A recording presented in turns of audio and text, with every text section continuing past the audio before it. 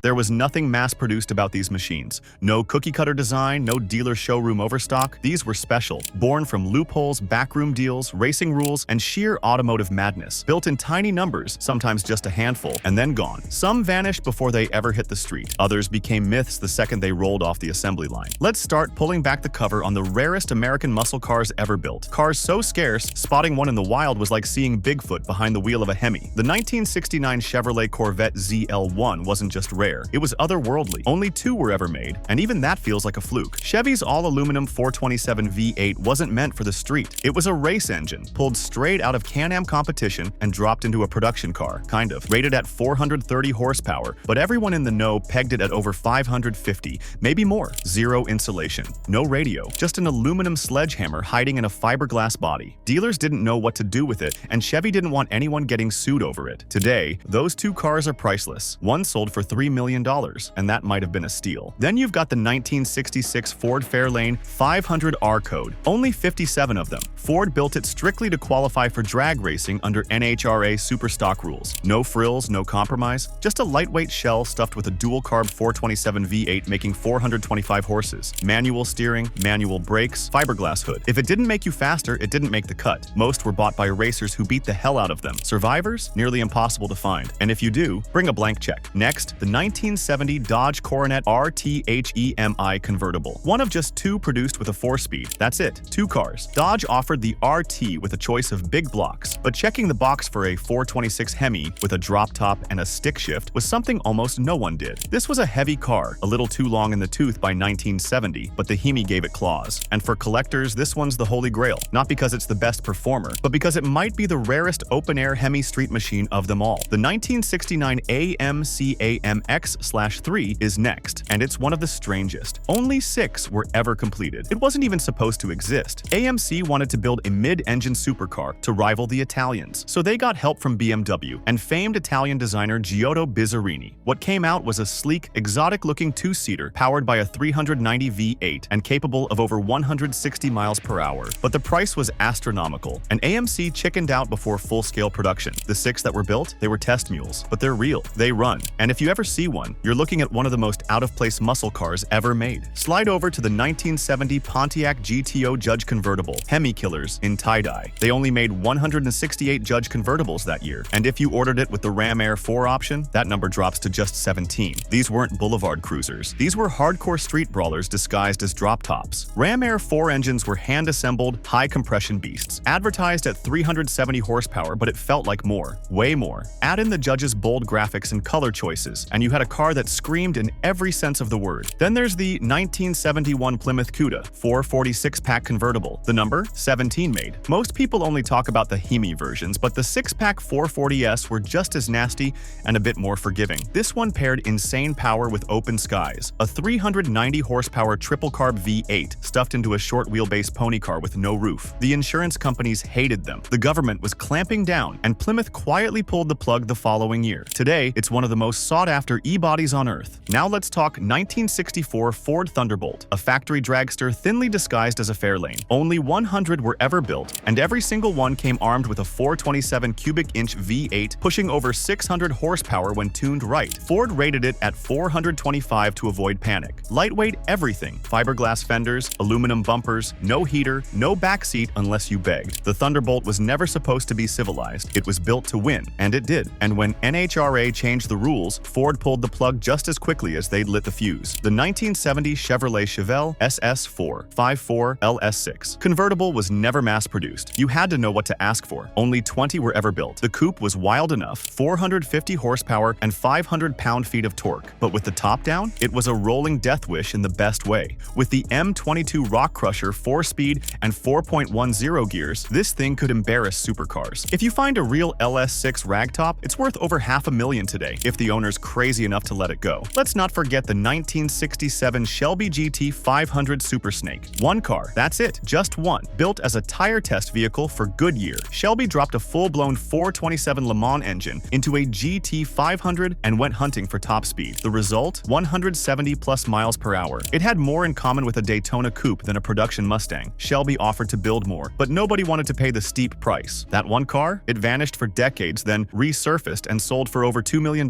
It's a ghost. Ghost, a legend, and a piece of Ford's baddest chapter. And then you have the 1971 Dodge Demon 340 GSS, Mr. Norm's underground rocket, just 50 built by Grand Spalding Dodge in Chicago, a tuned-up 340, some slick gear ratios, and a whole lot of attitude. It didn't need HEMI power to be feared. No decals, no flash, just performance done right by guys who knew what mattered. It doesn't get much rarer than the 1970 Oldsmobile 442 W30 convertible with a 4-speed. Only 96 were ever built that year. It wasn't flashy, but it had fangs. The W30 package added a fiberglass hood with functional scoops, an aluminum intake, high-flow heads, and a factory-rated 370 horsepower 455 V8. But the real story was torque. 500 pound-feet of it, ready to rip pavement in first gear. Most people ordered the automatic. The 4-speed? That was for the purist who wanted full control of a car that could twist the frame. Today, those stick-shift drop-tops are nearly impossible to find. But if you do, you've got one of the most ferocious Oldsmobiles ever put on the road. Next, the 1968 Hearst Olds. This wasn't a corporate muscle car. It was a loophole with white letter tires. GM had a strict rule back then. No engines over 400 cubic inches in mid-size cars. But Hearst found a way around it. They took 455S, stuffed them into specially ordered cutlasses, and sent them screaming out the door. Just 515 were built that year, all silver with black accents and a Firefrost gold stripe. They looked formal, but that 390 horsepower V8 didn't play nice. This was Oldsmobile flexing its muscle without asking permission, and it paid off. Slide over to the 1970 Mercury Cyclone spoiler, 429 SCJ. Just 341 of these bruisers rolled out with the Super Cobra jet engine. It was a drag pack build through and through. Solid lifter cam, Holley carb, oil cooler, and either 3.91 or 4.30 gears out back. It was Mercury's answer to the Torino Cobra, but with a bit more flash. Hood scoops, wild striping, and thunder under the hood. Factory rating? 375 horses. Real-world power? A whole lot more. These things could dip into the 12s with slicks, and unlike most Mercury muscle, this one didn't go quietly. Then you've got the 1971 Buick GSX Stage 1 convertible. Only 9 were ever built. That's not a typo, 9. While most people went for the hardtop GSX, a few dared to check the convertible box. Underneath the triple-striped paint and rear spoiler was one of the most brutal street machines of the era, a 455 Stage 1 that made 360 horsepower on paper, but felt more like 400 plus. What mattered was torque, 510 pound-feet of it. These weren't drag strip animals, but they were shockingly fast, refined, and rare to the point of being mythical. Now for the 1970 Ford Torino King Cobra. 3 cars, that's it. Ford's response to the Dodge Charger Daytona and Plymouth Superbird wasn't some hasty mock-up. It was a full-on aerodynamic redesign meant to dominate NASCAR. It had a flush grille, pointed nose, and fastback roofline to cut through the wind. One prototype even got the Boss 429 engine, but just before it could race, NASCAR changed the rules. Ford shelved the program overnight. The 3 cars that survived are ghosts, and each one tells a story of what might have been had the Aero Wars not been called off. Shift gears to the 1970 Chrysler 300 Hearst. Only 501 ever built. This wasn't your average boulevard cruiser. It was a full-size C-body missile with Hearst branding,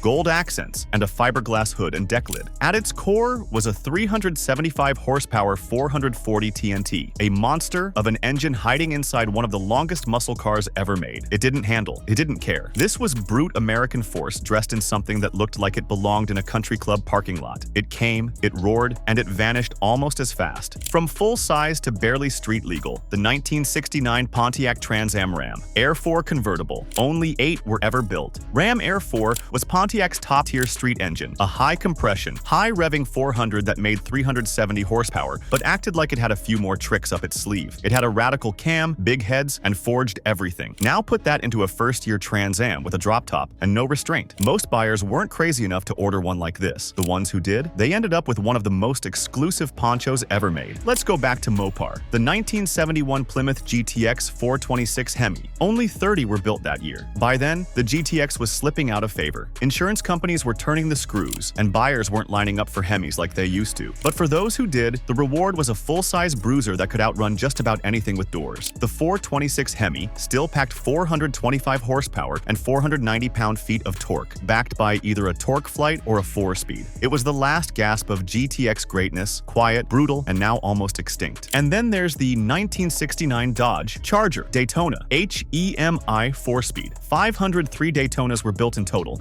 but just 20 got the Hemi and a manual gearbox. That combo turned a slippery NASCAR refugee into a street-legal weapon. The car was built for aero, long nose, flush rear window, a wing so high you could hang your laundry on it. And under the hood, the 426 HEMI was ready to demolish anything from 0 to 100. It was wild, even by Mopar standards. And today, it's one of the most prized muscle machines ever created. Not everything rare had a long nose and a trophy case. Some cars came out of nowhere, fast, underbuilt, and all muscle. There's rare, and then there's 1970 AMC Rebel Machine Rare. AMC only built 2,326 of these oddball muscle cars, but painted in anything other than red, white, and blue, that number drops way lower. Fewer than 10 are known to exist in solid black, and those black machines were silent killers. No flash, no frills, just a 390 cubic inch V8 making 340 horsepower, mated to a Borg-Warner T10 4-speed, and backed by a 3.54 limited slip rear. It was the kind of car that showed up looking like your neighbor's grocery getter until it left 2 black stripes across 4 lanes of traffic. Next comes the 1969 Chevrolet Camaro ZL1. This wasn't just rare, it was insane. Chevrolet only built 69 of them. Each one packed an all-aluminum 427 cubic inch ZL 1V8, rated at 430 horsepower, but in reality, it was closer to 500. That motor alone cost more than the base car. It was developed for Can-Am racing and dropped into a handful of Camaros through the Central Office Production Order system. These weren't for your average street bruiser. They were built for drag racing, and they delivered. Bone stock, they ran low 11s. Today, ZL1 Camaros sit in private collections like their Fabergé eggs on 4 slicks. The 1971 Plymouth Barracuda 446-pack convertible, try 17 made. That's it. The 446-pack was a mean, torquey, triple-carb setup that made 390 horsepower on paper, but had enough grunt to muscle a big convertible down the quarter mile in the low 13s. Most people went for the coupe, cheaper, stiffer, and more common. But the convertible version, that was for the few who wanted to rip the roof off while outrunning every GTO and Chevelle in town. Bright colors, shaker hoods, heavy-duty suspension, it looked like a cartoon and drove like a guided missile. Now for the 1970 Dodge Coronet RT 426 HEMI convertible. Only 2 were ever made with a 4-speed. 2. The Coronet RT was always the overlooked sibling, not as sleek as the Charger, not as wild as the Super Bee, but it could be ordered with the exact same drivetrain as the top-tier Mopars. And when someone, likely a lunatic, checked the box for a Hemi and a stick shift in a soft-top RT, they built a unicorn. It's the kind of car that shows up once a decade at auction and vanishes just as fast. If you ever see one in the wild, consider it a sighting of the muscle car Sasquatch. Let's not forget the 1971 Ford Mustang Boss 351. Not a high-volume car to begin with, only 1,806 built. But start filtering for original paint, matching numbers, 4 speeds, and factory drag pack cars, you're down in the dozens. The Boss 351 was a 1-year-only wonder. It had a 330 horsepower 351 Cleveland, high-compression pistons, forged rods, aluminum intake, and 4-bolt mains. Think of it as the last great small-block Mustang before the muscle era burned out. It didn't look as mean as the Boss 429, but it ran neck and neck in real-world driving. And now, it's gaining value fast as collectors realize what they missed. You want obscure? Try the 1970 Pontiac GTO Judge convertible with Ram Air 4. Just 16 were ever built. Everyone knows the Judge. Bright colors, loud stripes, and that in-your-face spoiler. But add the Ram Air Fee, Pontiac's nastiest motor with 370 underrated horses, big valve heads, and a radical cam, and bolted into a convertible? That's the deep end of the GTO pool. Most were automatics, but a few got the Muncie 4-speed. Every single one was a street-legal riot. If the Judge was a courtroom reference, this thing passed every sentence with a burnout. From bright paint to blackout stealth, enter the 1970 Chevrolet Chevelle SS454 LS6 convertible. Chevrolet built 20 of these beasts with the 450 horsepower LS6 big block, and each one was a torque monster. The LS6 was the top dog, solid lifters, huge carb, aluminum intake, and 500 pound-feet of twist. In a drop top, it felt like trying to hold back a hurricane with a T-top. These weren't Sunday cruisers. They were landlocked rockets disguised as beach cars. Now, if one rolls across a Mecum block, bidders need to be ready to drop 7 figures. Back to Mopar one last time, the 1971 Dodge Challenger RT HEMI convertible. Total production, 5. That's 5 for the entire planet. Most muscle fans think of the 70 model year as the pinnacle, but by 71 the writing was on the wall, insurance rates were climbing, emissions rules were tightening. Yet Dodge still managed to sneak a few HEMI convertibles out the door. Dual quads, 425 horses, 490 pound-feet, and an attitude problem. These weren't just rare, they were basically custom builds from the factory. You couldn't walk into a dealership and drive one home. You had to know what to ask for. And now, they sit among the most expensive Mopars of all time. And to top it all off, the holy grail of low-production American muscle, the 1967 Shelby GT 500 Super Snake. Only one was ever built. That's right, one. Carroll Shelby took a GT 500 and stuffed it with a 427 side-oiler V8 from the Le Mans winning Ford GT40. It made over 600 horsepower and could run over 200 miles per hour, 170 miles per hour. In 1967, Shelby wanted to build a small run of Super Snakes, but Goodyear said the tires couldn't handle the speed, and the cost was outrageous. So it stayed a one-off. One car, one building, one shot at muscle car immortality. There you have it. 20 of the rarest American muscle cars ever made. From one-off monsters to nearly forgotten builds that slipped through the cracks, these machines weren't made for the masses. They were built for the few, the bold, the ones who wanted more than just horsepower. They wanted history. If you love this trip through the rarest rides of the muscle car era, hit that like button, drop a comment with your favorite, and don't forget to subscribe, because we're not done digging through the forgotten vaults of American horsepower. Not even close.